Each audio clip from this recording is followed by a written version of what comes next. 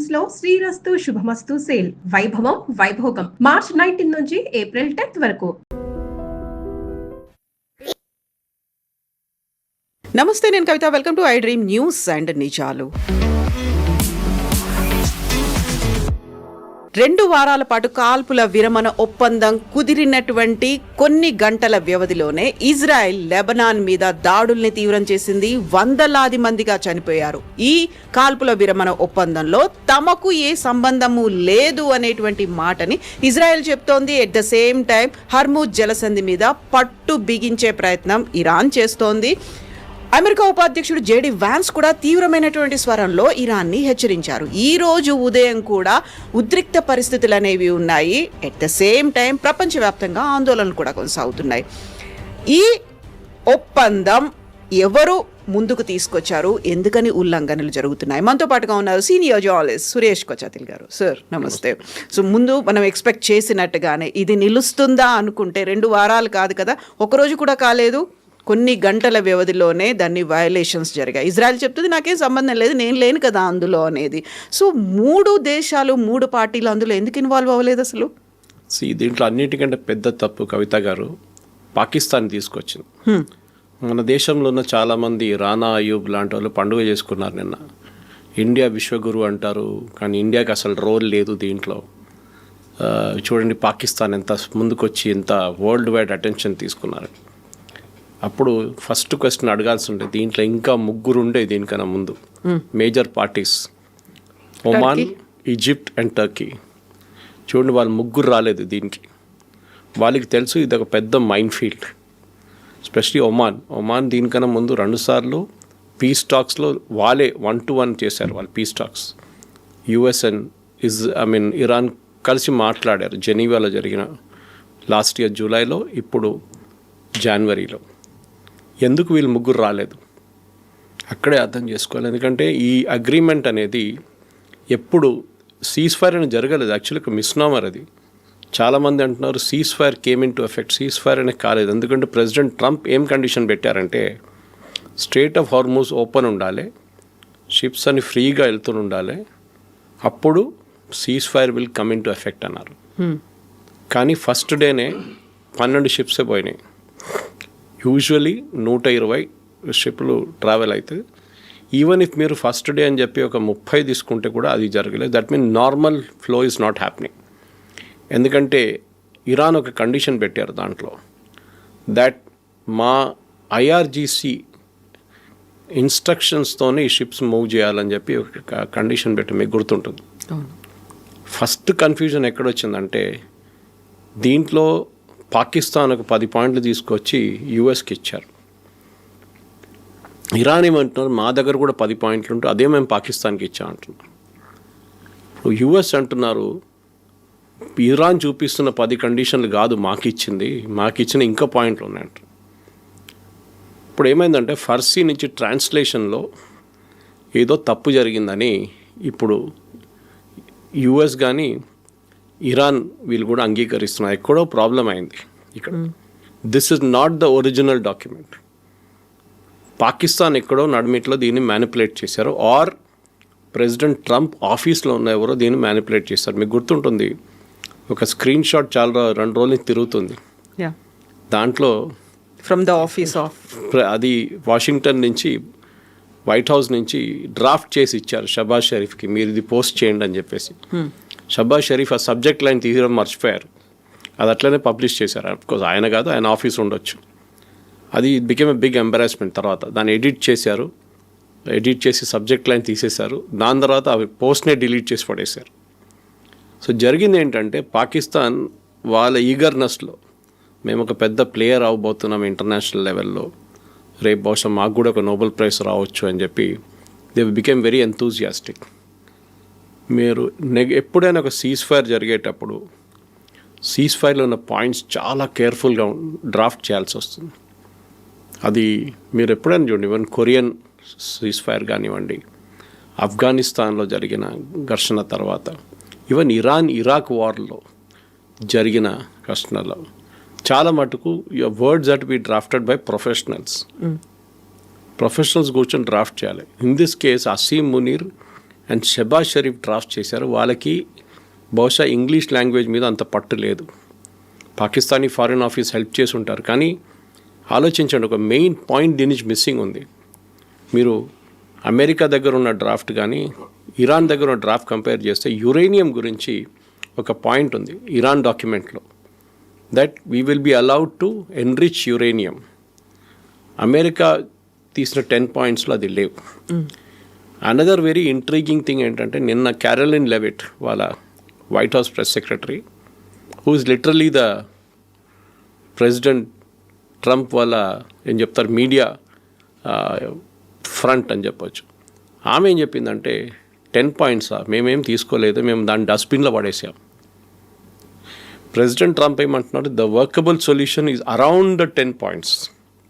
అంటే మేము మాట్లాడబోయేది ఫ్రైడేనో సాటర్డేనో ఎప్పుడైనా మీటింగ్ జరిగితే దాని మీద ఈ 10 పాయింట్ల మీద మొదలు పెడతాం డిస్కషన్ మేమని.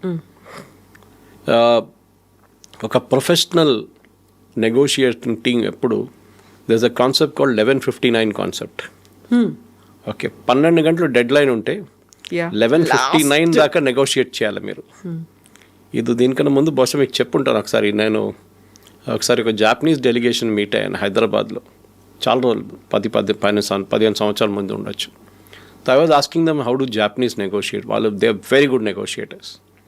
సో వాళ్ళు అన్నారు, మేమేం చేస్తామంటే మీ ఇండియన్ డెలిగేషన్ టోక్యోకి వచ్చింది అనుకోండి, 5 స్టార్ హోటల్లో ఉంటారు, అన్నీ ఉంటుంది. We are negotiating day 1, day 2, day 3. మేము ఫస్ట్ ఏం చెక్ చేస్తామంటే వాళ్ళు ఏ రోజు వాళ్ళు చెక్అవుట్ చేస్తున్నారు, ఏ రోజు వాళ్ళ రిటర్న్ ఫ్లైట్ ఉంది అని ఫస్ట్ చెక్ చేసుకుంటాం.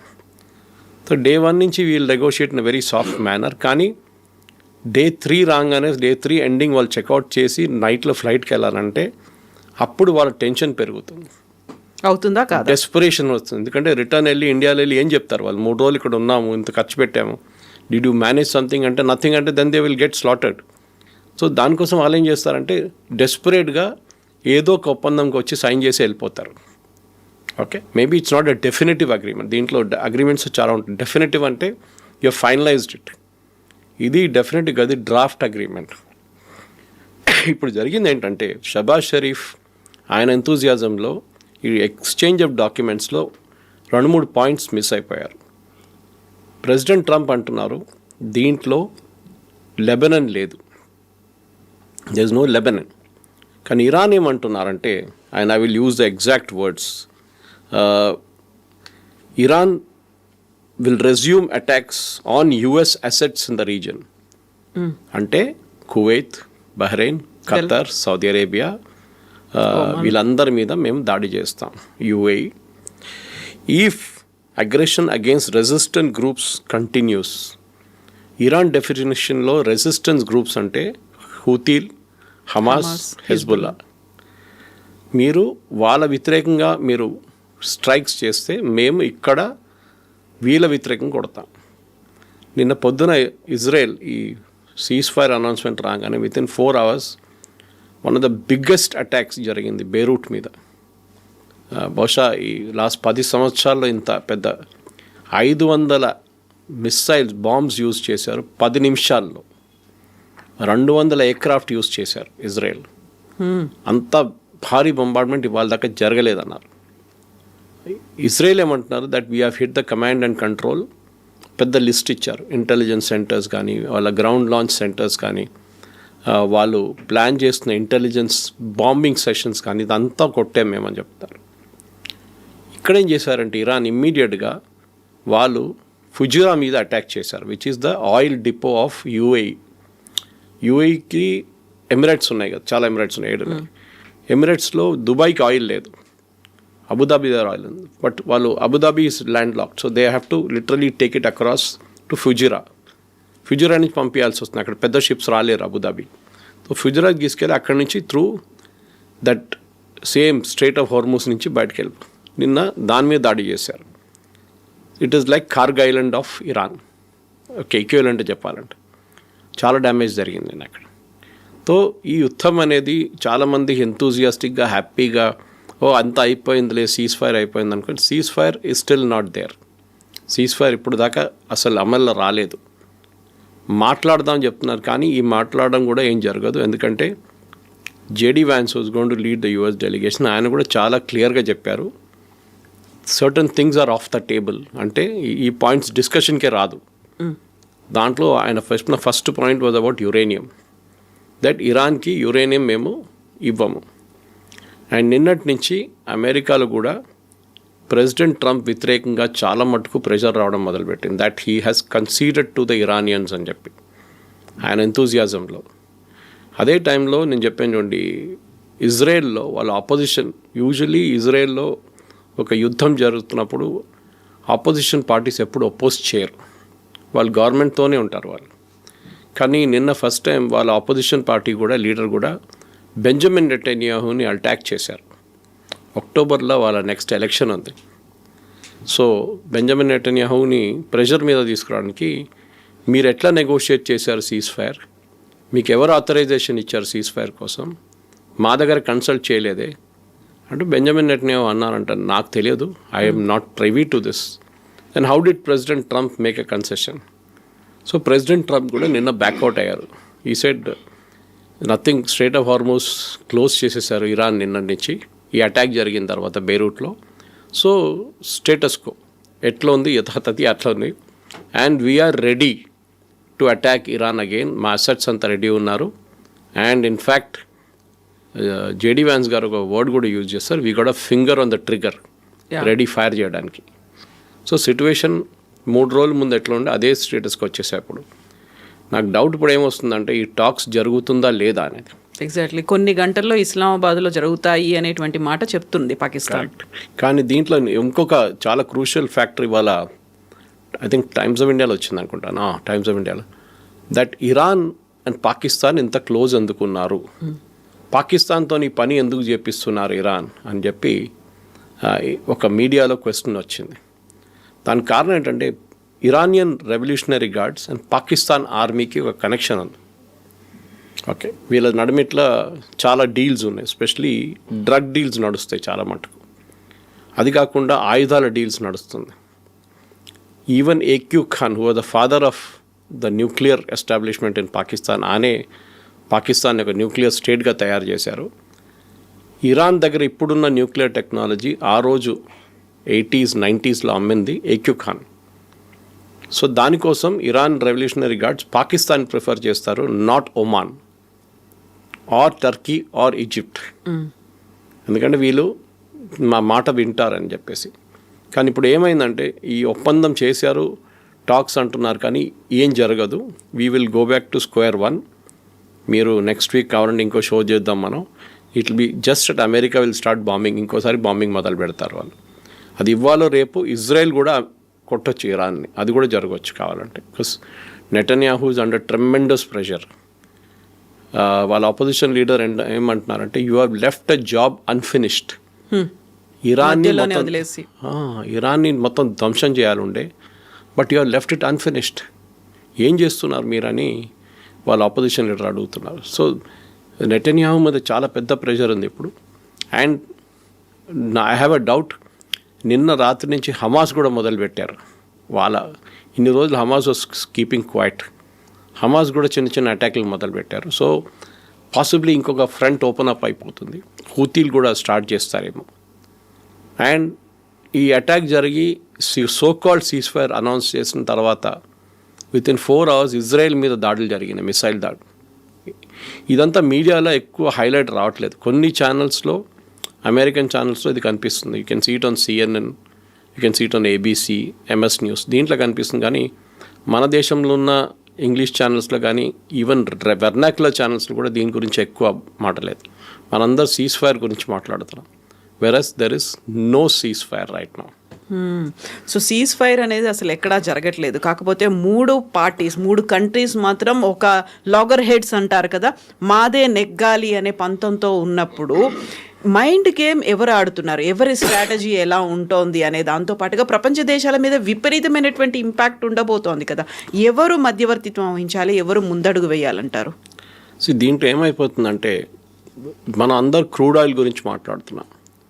ఇవాళ పొద్దున కూడా I was listening to a story by manufacturing company. వాళ్ళు హీలియం గురించే మాట్లాడుతున్నారు. మాకు పెద్ద హీలియం షార్టేజ్ ఉంది and this a US company. And health care sector, semi conductors, ప్రతి దాని మీద, ఈవెన్ ఆయుధాలు, యుఎస్ ఆయుధాలు తయారు చేయడం స్లో డౌన్ ఎందుకు అయిందంటే హీలియం లేదంట. And one of the countries which maximum helium produce చేసే కంట్రీ ఖతార్. వాళ్ళ హీలియం ప్లాంట్ మీద కొట్టారు Iran. So their helium production ఆగిపోయింది. చూడండి, వాళ్ళు కూడా ఎంత స్ట్రాటజీగా కొట్టారు ఇరాన్. ఎందుకంటే ఈ ఆయుధాలు తయారు చేసే దాంట్లో చాలా మటుకు హీలియం యూస్ చేస్తారు. So that is also out now straight away. సో మీరు ఇది ఎప్పుడైపోయిందంటే ఈ సీజ్ ఫైర్ డీల్, మీరు హార్మూస్ ఓపెన్ చేస్తే సీజ్ ఫైర్ మొదలవుతుంది అన్నారు. ఇంగ్లీష్లో అంటారు, you stop shooting first, then the cease fire, then we will stop. ఎవరు షూటింగ్ ఫస్ట్ స్టాప్ చేస్తారు? మీరు స్టాప్ చేస్తారా, నేను స్టాప్ చేస్తారా? అది ఎవరు క్లారిటీ ఇవ్వలేదు. ఇది ఎందుకంటే again the problem is professional negotiators రాలేదు దీంట్లో. పిఎల్ఓ అండ్ ఇజ్రాయెల్ దీనికన్నా ముందు I think it was Jimmy Carter's time, Yasser Arafat and was it Shimon Peres or Menachem Begin, వీళ్ళిద్దరిలో ఎవరో ప్రధానమంత్రి ఉన్నారు ఆ టైంలో. వాళ్ళు ఒక ఒప్పందానికి వచ్చారు, పీస్ అగ్రిమెంట్, మీకు గుర్తుంటుంది. That is the first time PLO recognize చేశారు ఇజ్రాయెల్ని, that you have a right to exist. Nobel prize వచ్చింది వీళ్ళ ముగ్గురికి దాంట్లో. సో అట్లాంటి ఒక ఒప్పందం రావాలంటే యూ నీడ్ ప్రొఫెషనల్ నెగోషియేటర్స్. వీళ్ళు ప్రొఫెషనల్స్ ఎవరిని యూజ్ చేయట్లేదు. ఆసారి ప్రొఫెషనల్గా అమెరికన్ గవర్నమెంట్ వైపు నుంచి స్టేట్ డిపార్ట్మెంట్ ఆఫీషియల్ చాలామంది పనిచేశారు. ఈజిప్ట్ వైపు నుంచి కూడా చాలామంది పనిచేశారు అప్పుడు. Very good. I think it was Anwar Sadat ఆ టైంలో, ఆయన టీంలో ఉన్న ఎవరో పనిచేశారు, చాలామంది పనిచేశారు. అది ఇప్పుడు జరగట్లేదు కవిత గారు. That is a major issue. మనం ఒక బ్రాడ్ పారామీటర్స్లో మాట్లాడుతున్నప్పుడు కూడా ఫైన్ పాయింట్స్ చాలా ఉంటుంది. ప్రతి ఒప్పందంలో చిన్న చిన్న points are very very important, crucial అవుతాయి. అది బహుశా ఈ అగ్రిమెంట్లో రాదు అది. ఎందుకంటే the moment you involve Pakistan and వాళ్ళ army, they cannot handle it. Pakistan వెన్యూగా పెట్టుకోండి మీరు కావాలంటే, but the team should have been negotiating team should have been different. Anyway, ఇప్పుడు షబాజ్ షరీఫ్ అంటున్నారు ఇవాళ పొద్దున, మేమిచ్చిన ఒప్పందంలో, మేమిచ్చిన కాగితంలో ఈ లెబనాన్ ఉందంటున్నారు. కానీ ట్రంప్, నేను చెప్పాను చూడండి దీనికన్నా ముందు, he says the piece of paper which I got doesn't have Lebanon in it. So ఎవరు అబద్ధం చెప్తున్నారు, ఎవరు నిజం చెప్తున్నారు? ఇంకొక మాట వెరీ అందరు చాలా సర్కాస్టిక్గా మాట్లాడిన టోల్ కలెక్షన్ గురించి మీరు కూడా వినుంటారు. బ్యారెల్కి $1 అది కూడా క్రిప్టో కరెన్సీలో. ఎవరు కలెక్ట్ చేస్తారంటే ముందు ఎవరు దీని వ్యతిరేకంగా ఎవరు మాట్లాడారు? US, saying that Iran has no right to collect any such toll, it is a free water way. ఇప్పుడు ప్రెసిడెంట్ ట్రంప్ ఏమంటున్నారు, ఇట్స్ అ వండర్ఫుల్ ఐడియా, నేను కూడా కూర్చుంటాను అక్కడ వెళ్ళి, మేమిద్దరు కలిసి కూర్చొని జాయింట్ వెంచర్ పెట్టుకుందాం, దాంట్లో చాలా డబ్బులు వస్తాయి అంటున్నాను. ఆమె ఒక అమెరికన్ ప్రెసిడెంట్, నిన్న దాకా మీరు బాంబ్ చేసి I will finish off the civilization అని చెప్పే వాళ్ళకి, ఇప్పుడు మీరు ఇదే ఇరానియన్ రెవల్యూషనరీ గార్డ్స్ 45,000 మందిని చంపారని చెప్పిన వాళ్ళతోని లిటరలీ ఇంగ్లీష్లో అంటారు, you are actually sleeping with the devil. అది జరుగుతుంది ఇప్పుడు. ఈ పరిస్థితుల్లో స్ట్రైట్ ఆఫ్ హార్మూస్లో ఇవాళ నుంచి షిప్స్ అయితే మూవ్ కావట్లేదు. It's back to square one. కానీ ఈ toll tax collections Saudi Arabia వ్యతిరేకిస్తున్నారు, యుఏఈ వ్యతిరేకిస్తున్నారు, even Bahrain and Qatar. They will never agree to it, not because of anything. ఎందుకంటే మీరు ఒక షిప్లో వెళ్ళే వాళ్ళ లాజిక్ ఏంటంటే $1 million for the $1 per barrel. మీరు ఇన్సూరెన్స్ తీసుకుంటే మీకు $20 కట్టాల్సి వస్తుంది, $15 నుంచి $20 for the entire container, cargo plus the ship. ఈ $1 ఇస్ చీపర్ యాక్చువల్లీ, చాలా చీప్. కానీ ఎందుకు కట్టాలి? It's a free water way. ఇప్పుడు రేపు హైపోథెటికలీ ఇరాన్ కలెక్ట్ చేయడం మొదలు పెట్టారనుకోండి, అటువైపు ఒమాన్ ఉన్నారు, వాళ్ళు ఇడుస్తారా? ఈ షిప్ ఇరాన్ వైపు నుంచి వెళ్ళి ఒమాన్ దీప్కి వెళ్తుంది. That is strait of Hormuz. The water way is 50-50. Oman అంటారు రేపు మేము కూడా కలెక్ట్ చేస్తూ ఉంటాం. Where will it stop? It will not be allowed. ఈ Saudi Arabia specially is dead against it, వాళ్ళు అలౌ చేయరు. ఇంకోటి ఏంటంటే ఈ ఇరాన్ చెప్తున్నారు ఏంటంటే ఈ ఫుజురా మీద జరిగిన నిన్న అటాక్ లాగానే మిగతా ఆయిల్ అసెట్స్ మీద కూడా మేము కొడతా ఉంటున్నారు. బహుశా ఇవాళ రేపు మిగతా సౌదీ అరేబియన్ ఫీల్డ్స్ మీద కూడా నిన్న ఒక అటాక్ జరిగింది అరామ్కో వైపు. కానీ 10-point ప్లాన్ ఇంప్లిమెంట్ చేయడంలోనే చాలా మటుకు క్రూషియల్గా ఉంటుందని చెప్తున్నారు కవిత గారు. కానీ the end of the day ఈ ఇరాన్ ఇష్యూ సాల్వ్ కాదు, that is for sure. President Trump చెప్తుంది ఒక మాట నిజమే, అక్కడ రెజీమ్ చేంజ్ జరగాల్సింది. కానీ మీరేం చేశారు ఇప్పుడు అంటే, ట్రంప్ ఏం చేశారు, మీరు ఒక మోడరేట్గా ఉన్న ఖమేనీ రెజీమ్ని తీసి వాళ్ళ కొడుకుని తీసుకొచ్చారు, who is more aggressive. And ముల్లాల్ని పక్కన పెట్టి IRGC has taken over now. అది ఇంకా డేంజరస్ అది అక్కడ.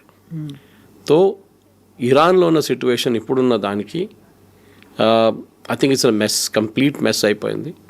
ప్రెసిడెంట్ ట్రంప్ ఇనిషియలీ ఎందుకు వచ్చారో ఆయనకే తెలియదు.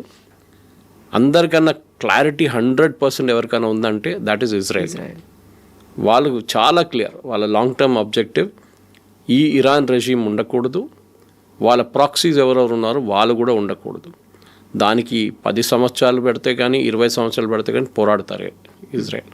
మీరు ఇప్పుడు ఒక మాట అన్నారు, ప్రొఫెషనల్ నెగోషియేటర్స్ అనేది వాళ్ళకు ఉండాల్సినటువంటి క్వాలిటీస్ ఏంటి, వాళ్ళు ఏ కంట్రీని రిప్రజెంట్ చేయాలి. ఇప్పటిదాకా మనం జేడీ వ్యాన్స్ గురించి మాట్లాడుకున్నాము. జేడీ వ్యాన్స్ ఏ రోలు లేదు అనుకుంటే ఆయనే ఇస్లామాబాద్ టాక్స్లో ఉంటారు అనుకున్నప్పుడు ఇప్పుడు ఆయన కూడా చాలా సీరియస్ వార్నింగ్ ఇస్తున్నారు ఇరాన్కి, మేము కూడా లేపేస్తాము, లేకుంటే దీన్ని సీజ్ ఫైర్ని ఫాలో అవ్వండి, ఈ కండిషన్స్కి మీరు ఒప్పుకోండి అనేది. ఎవరిని అందులో ఇన్వాల్వ్ చేస్తే బాగుంటుంది and who has to bell the cat అంటారు, ఎవరు దీనికి ఇనిషియేషన్ తీసుకోవాలంటారు? కవిత గారు, ఇప్పుడు కాదు, చాలా సంవత్సరాల ముందు ఎయిర్క్రాఫ్ట్ హైజాకింగ్స్ జరుగుతుండే.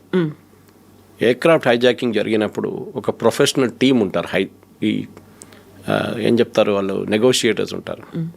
వాళ్ళు హైజాకర్స్తో మాట్లాడతారు. No, this is very very dangerous, ఇది ఏం లేదు, దిస్ ఇస్ ఓపెన్ రూమ్లో నెగోషియేట్. అక్కడ ఒక ఎయిర్క్రాఫ్ట్ లోపల కాక్పిట్లో వందలాది మంది ఎయిర్క్రాఫ్ట్లో కూర్చున్న వాళ్ళు కాక్పిట్ లోపల ఒక పైలట్ తల మీద గన్ పెట్టి హైజాకర్స్ మాట్లాడుతున్నారు. మీరు వాళ్ళని కొంచెం ప్రొవోక్ చేస్తే they will shoot the pilot. కొంచెం ప్రొవోక్ చేస్తే లోపల గ్రెనేడ్ వేసేస్తారు, ఎయిర్క్రాఫ్ట్ మొత్తం పేలిపోతున్నారు, 200 మంది చనిపోతారు. You have to constantly keep speaking. వాళ్ళని కూల్ డౌన్ చేయడం అనేది చాలా చాలా ఇంపార్టెంట్. ఇప్పుడు ఇరాన్ కేసులో అదే, ఇరానియన్ టీమ్ని వాళ్ళ foreign minister is a very very sensible person, కానీ ఆయన రావట్లేదు అంటున్నారు. వాళ్ళ స్పీకర్ వస్తా అంటున్నారు. Is also better than Mustafa Khamenei. మాట్లాడడంలో చాలా మెచ్యూర్గా మాట్లాడతారు. కానీ వాళ్ళకి కావాల్సిన, మీరు చెప్పినట్ల వాళ్ళ వైపు నుంచి కూడా ప్రొఫెషనల్స్ కావాలి వస్తుంది. ఇప్పుడు జేడీ వ్యాన్స్ వెళ్తున్నారంటే it is not JD Vance who's going alone. ఆయన ఒక పొలిటికల్ ఫ్రంట్ అక్కడ నిర్ణయం తీసుకోవడానికి. అంటే ఇరాన్ అంటారు, ఓకే ఫైన్, మేము స్ట్రేట్ ఆఫ్ హార్మూజ్ ఓపెన్ పెడతాం, కానీ వీ విల్ కలెక్ట్ టోల్. నిర్ణయం ఎవరు తీసుకోవాలి? జేడీ వ్యాన్స్ తీసుకోలేరు. ఆయన he will call up Trump, ఇట్లా ఉంది, ఏం చేయమంటారు?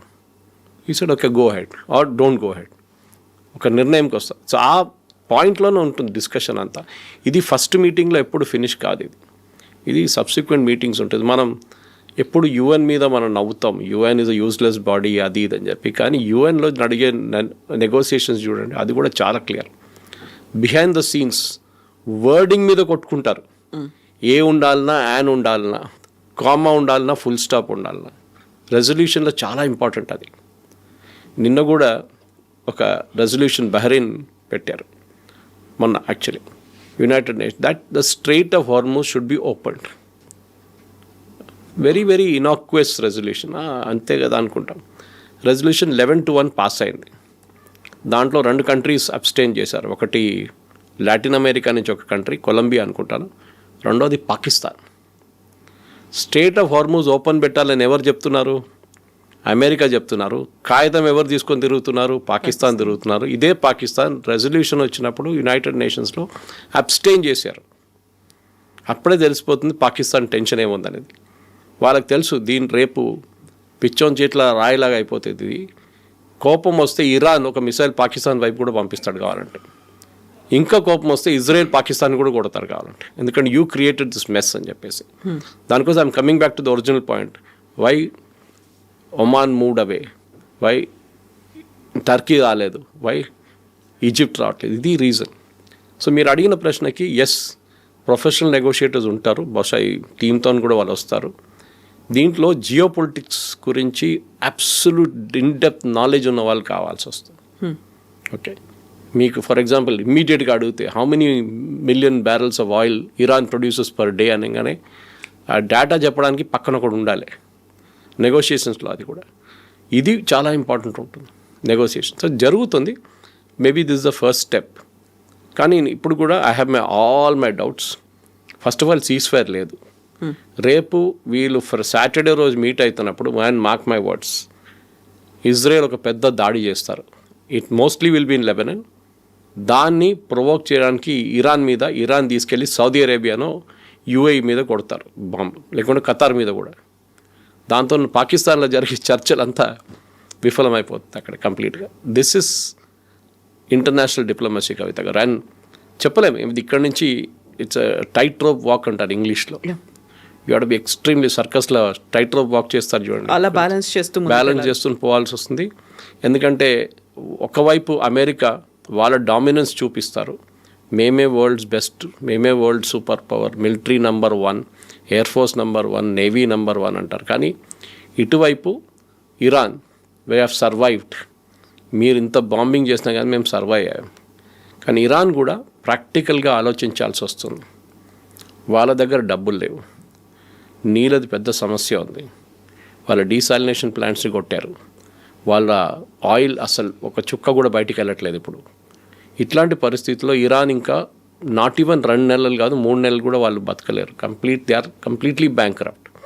సో ఒక ప్రాక్టికల్ సొల్యూషన్ ఫస్ట్ ఏం ఉండాలంటే ఇరాన్ ఒప్పందం చేసి, ఎస్పెషల్లీ యురేనియం గురించి ఉన్న ఒప్పందం అది. కానీ వాళ్ళ ట్రంప్ కార్డ్ 2 ఉన్నాయి వాళ్ళ దగ్గర, ఒకటి యురేనియం, ఒకటి straight of Hormuz. So straight of Hormuz పక్కన పెట్టి యురేనియం సరెండర్ చేసి right now you say fine we will talk, మాకు శాంక్షన్స్ లిఫ్ట్ చేయండి ఫస్ట్, మమ్మల్ని ఆయిల్ ఇంటర్నేషనల్ మార్కెట్లో అమ్మడానికి అలౌ చేయండి. ఇప్పుడు చూడండి, రష్యా ఈ యుద్ధంలో అన్నిటికంటే పెద్ద బెనిఫిషియరీ రష్యా. వాళ్ళ ఆయిల్ కచ్చరాలాగా అమ్ముకుంటున్నారు ఎట్ $102 per barrel. $40 అమ్ముతుండే మనకి, ఇప్పుడు కూడా మనకి $60 అంటున్నారు మోదీ గారు చేసిన లాంగ్ టర్మ్ డీల్లో. కానీ ఇంటర్నేషనల్ మార్కెట్లో they selling at $102 to $105 per barrel. They making money like crazy. So Iran కూడా చేయనియండి. ఆ 30 days పీరియడ్ అనేది కూడా అయిపోవడానికి వచ్చింది కదా మనతో. ట్రంప్ ఏదైతే ఇచ్చారో ఆయన మర్చిపోయి ఉంటాడు ఇప్పుడు దాకా 30 days పీరియడ్ అయితే. ట్రంప్కి నిన్న అమెరికన్ ఛానల్స్ చాలా మట్టుకు కవిత గారు ఒక మీమ్ అని చెప్పలేము, ఆయనకు ఒక కాన్సెప్ట్ ఉంది. మీరు ఆయన పాత వీడియోలు చేసి చూడండి, ఆయన 2 weeks అంటారు దేనికైనా. I will come back to you in 2 weeks, we will do this deal in 2 weeks. అట్లా ఒక 22 weeks చూపించారు నిన్న కొన్ని అమెరికన్ ఛానల్స్. సో ఆయనకి ఏదో ఈ 2 weeks పెద్ద ఒక ఫ్యాసినేషన్ ఉంది. సో ఈ 30 రోజులు మర్చిపోయారు, ఎందుకంటే మనం పీస్ టాక్స్ నడుస్తుంది కదా. So we will postpone it further, doesn't matter, ఇంకో 30 రోజులు పొడిగిస్తాం దీన్ని అని చెప్పేసి. మీరు అమ్ముకోండి ఆయిల్, ఇంకా అమ్ముకోండి, no problem. So you are doing a deal with the devil basically. President ట్రంప్కి పుటిన్ చెప్పారంట నేటోని ఎట్లా హ్యాండిల్ చేయాలని చెప్పి, and Trump was very happy. So ఇది ఇప్పుడున్న పరిస్థితుల్లో ఇరాన్ ఒక ఏం చెప్తారు, క్రాస్ రోడ్స్లో ఉన్నారు కవిత గారు. వాళ్ళు ఎక్కువ అపోజ్ చేసి మేము యుఎస్తో ఏం లేదు, మేము ఒప్పందం చేయమని చెప్తే, యుఎస్ ఆల్రెడీ చెప్పారు ప్రెసిడెంట్ ట్రంప్ ఇవాళ, I sent you the screen shot of that tweet, ఆయన ట్రూత్ సోషల్లో పోస్ట్ చేసిన దాంట్లో, దట్ మా అసెట్స్ అంతా ఎక్కడుందో అక్కడే ఉన్నారు, moments notice we will start the war again. So అదొక పెద్ద బ్లాక్మెయిల్ ఇరాన్ మీద. పాకిస్తాన్లో శనివారం రోజు వచ్చి కూర్చున్న రోజు ఫస్ట్ అంటారు మా షిప్స్ అన్నీ అక్కడే ఉన్నాయి, మా ఎయిర్బోర్న్ ట్రూప్స్ కూడా అక్కడే ఉన్నారు, మా మెరైన్స్ అన్నీ అక్కడే ఉన్నారు, you have a choice, you better sign something and go. మీరు నేను చేయను నేను పోతా అంటే ఆ రోజు సీజ్ ఫైర్ లేదు, ఏం లేదు.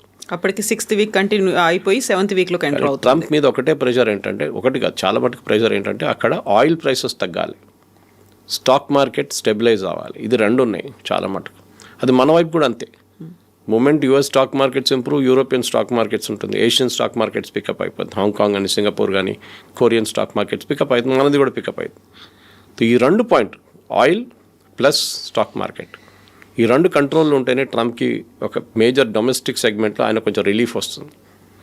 బహుశా ఆయన ఈ 30-40 రోజులు ఈ ఆయిల్ అంతా మార్కెట్లో ఫ్లడ్ చేసేసి రేట్లు తగ్గిన తర్వాత maybe next bombing campaign start చేస్తారు ఆయన.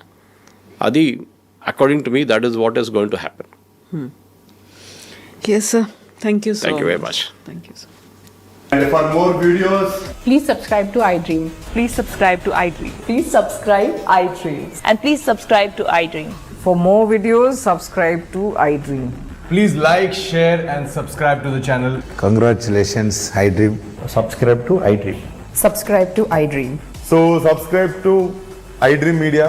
iDream ki iDream team అందరికి huge congratulations. Please subscribe iDream Media. Please subscribe to iDream. Subscribe iDream. Please subscribe to iDream. iDream అంటే నా కళల ఛానల్ సబ్స్క్రైబ్ చేసుకున్న నోరు తిరుగుతలేదు, మీరైతే గంట గుర్తు కొట్టండి. For more such videos, please subscribe to iDream. Subscribe to iDream. Please subscribe to iDream. Please subscribe iDream Media. Please do subscribe to iDream. Please subscribe to iDream Media. For best entertainment and information, please subscribe iDream. And don't forget to subscribe to iDream.